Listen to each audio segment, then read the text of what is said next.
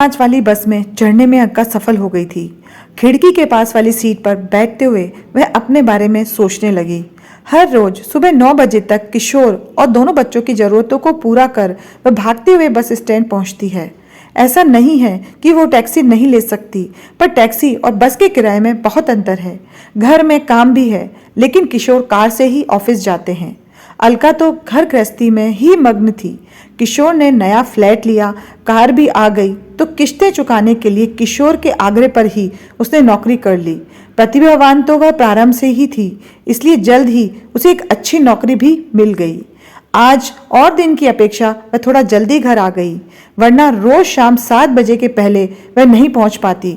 घर में घुसते ही सबसे पहले लॉन पर नजर पड़ी, जो बेतरतीबी से फैला था। मालिक कई दिनों से नहीं आ रहा था। चूंकि बगल वाली मिसेज वर्मा के यहाँ भी वही काम करता था, इसलिए वह मिसेज वर्मा के यहाँ पूछने चली गई। अंदर से आती परिचित हंसी की आवाज सुनाई पड़ी। उत्सुकता से खिड़की के अंदर झांका तो किशोर और दोनों बच्चे मिस्टर वर्मा के परिवार के साथ बैठे थे। वह भी मुस्कुराते हुए अंदर जाने वाली थी कि अचानक ये वाक्य सुनकर रुक गई। अपने नसीब में ये सब सुख कहाँ? अलका को हमारा ध्यान ही कब रहता है? जब घर में रहती है तो सारा समय इधर उधर ही करती रहती है। इस तरह साथ में चाय पकौड़े खाए पता नहीं कितना समय हो गया है।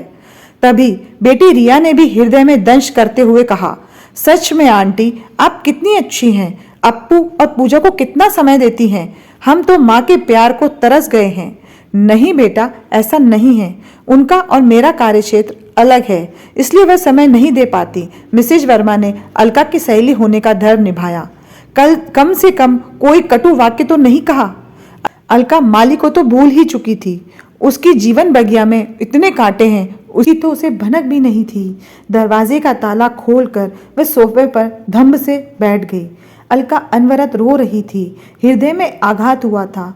जिनकी खुशियों के लिए दिन भर मरती खपती रहती है, उन्हें ही उसकी परवाह नहीं थी। और किशोर, कितनी विनती करके उसने अलका को नौकरी के लिए मनाया था। थोड़ी देर में किशोर और बच्चे आ गए। अरे, आज तुम जल्दी आ गई। सब ठीक तो है?